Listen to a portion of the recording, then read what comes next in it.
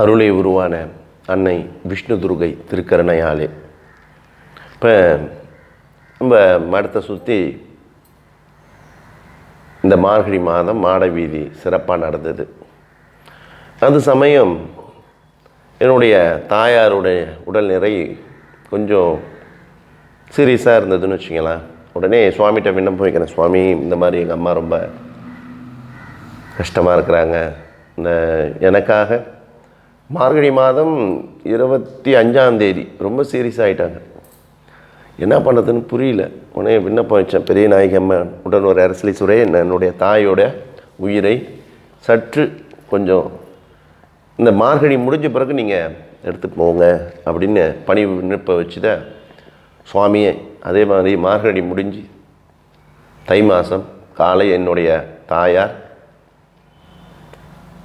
இறைவனுடன் கலப்பதற்காக என்னை பெற்றதுக்காகவே அவங்க இறைவனை அடைய வேண்டும் என்று விண்ணப்பம் வைத்து என்னுடைய தாயார் காலையில் 6:55 இந்த அவங்களுக்கு கொடுத்த நேரம் முடிஞ்சு கிளம்பிட்டாங்க. இந்த சுவாமி அம்மா நமக்கெல்லாம் டைம் கொடுத்து வச்சுக்கிறாங்க, அதனால தான் காலம் ஆனார்ன்றாங்க. காலம் ஆகிவிட்டது. இப்போ நம்மளுக்கு டாப் டைம் இருக்கு இல்லையா, ஆய் போடும் இல்லையா, அதே மாதிரி ஜிபி இருக்குது ஆய் போடும் இல்லையா, அது மாதிரி இந்த வாழ்க்கை என்பது காலம் கொடுத்தாங்க. அந்த காலத்தை நம்ம தக்கவாறு செலவு செய்ய வேண்டும். எதுக்கு அதிகமாக செலவு செய்யணும் அப்படின்னா, கோயிலுக்கு போகணும், தேவாரம் பாடணும், திருவாசகம் பாடணும். இந்த மாதிரி உங்கள் காலத்தில் உங்களுக்கு கொடுத்த காலத்தை நீங்கள் பயனுள்ளதாக பயன்படுத்த வேண்டும். யாரோ நடித்த படத்தை 2.5 மணி நேரம் போய் உட்காந்து உங்கள் வீட்டு காசை கொடுத்துன்னு சொல்லிட்டு வரதோட ராமா ராமா கிருஷ்ணா கிருஷ்ணான்னு சொன்னீங்கன்னா உங்களுடைய அடுத்த ஜென்மத்துக்கு கிடைக்கக்கூடிய துன்பங்கள் எல்லாம் நீங்கும். உங்களுடைய வாழ்நாளில் நிறையா கோயிலுக்காக செலவு செய்யுங்க. அதனால் அப்போ எங்கள் அம்மா இறந்த பிறகு விண்ணப்பம் வச்ச காலையில் அதே மாதிரி நம்ம மடத்தில் பெரிய வாழை மரம் இருந்தது. அந்த வாழை மரம் கொலை சாஞ்சிக்கே வந்துடுச்சு.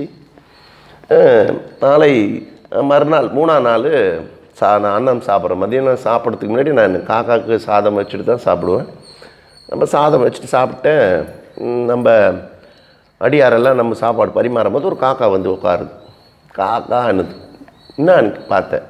எங்கள் அம்மா வந்தாங்க. ஆச்சரியப்பட்டுட்டேன். இந்த காக்காவுக்கு அவ்வளோ சக்தி இருக்குது. நம்முடைய ஆன்மாக்களை தாங்கிக் கொண்டு புதிதாக இருந்த ஆன்மாக்கள், எங்கள் அம்மா இறந்துட்டு 3ஆவது நாள் பார்த்திங்கன்னா காக்கா ரூபில் வந்து என்னை வந்து நான் சாப்பாடு வாழையில் போட்டு சாப்பாடு பொரியலெல்லாம் வச்சு சாப்பிட்றேன். வந்து கத்துறாங்க. கத்துன உடனே அவங்களுக்கு போய் சாப்பாடு வச்சோன்னே பார்த்து கொஞ்ச நேரம் பார்த்து சாப்பிட்டுட்டு போயிட்டாங்க.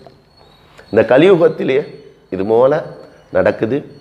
எனவே உங்களுடைய தாய் தந்தையை நீங்கள் கவனமாக பார்த்து கொள்ள வேண்டும்.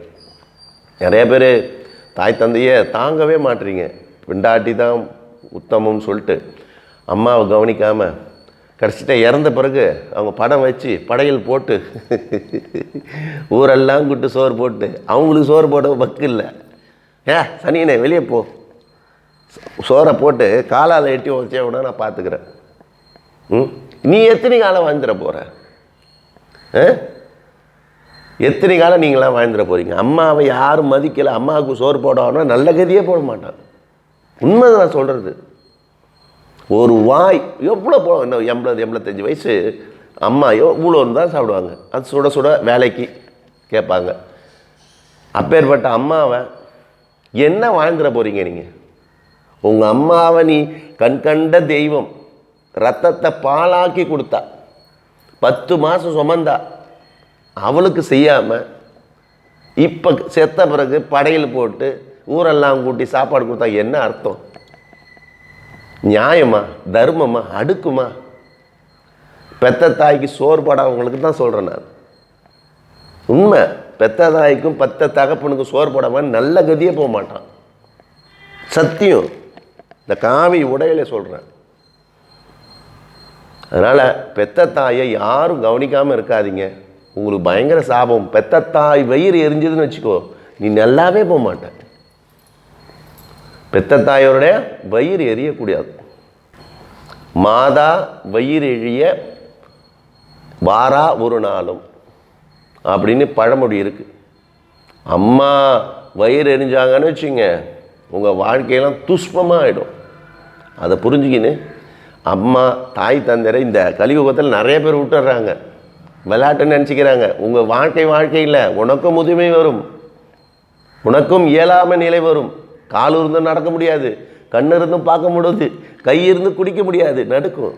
வயதான பிறகு ஒரு துணை வேண்டும். அதனால் தானம் செய்யுங்கள், உங்கள் தாய் தந்தையை கவனியுங்கள். வாழ்க்கையில் சிறந்தது அதுதான். நீ படித்து பெரியாகி அமெரிக்காவில் போய் உட்காந்துக்காத, உங்கள் அப்பா அம்மா கூட இரு. அதுதான் வாழ்க்கை, அதுதான் தர்மம். இன்னார் வகுத்தில் இன்னார் பிறக்கணும்னு கடவுள் தீர்மானித்து சொல்லியே தான் அனுப்புகிறான். அந்த அப்பா அம்மா விட்டு நீ வெளிநாட்டில் போய் என்ன சம்பாரிச்சு என்ன பண்ண போகிற?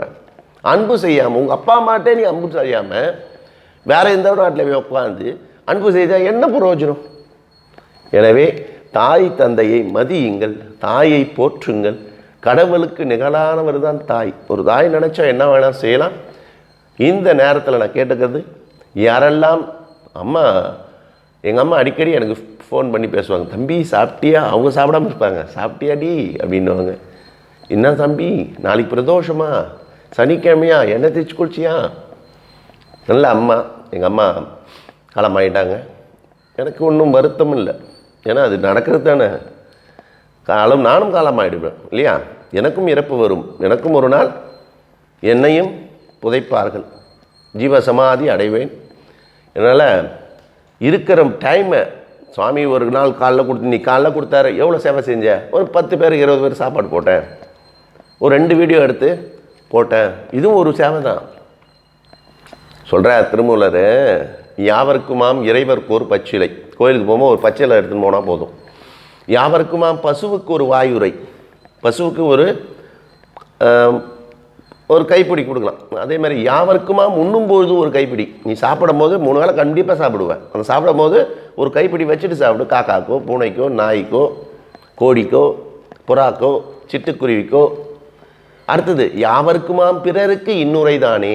பிறருக்கு நல்ல உரையை கூறினால் நமக்கு நல்ல கதி கிடைக்கும் என்பது தான். நல்ல கதினா என்ன பாருங்கள், கதினா என்னென்னா கதி ஏற்றுறதுன்னுவாங்க.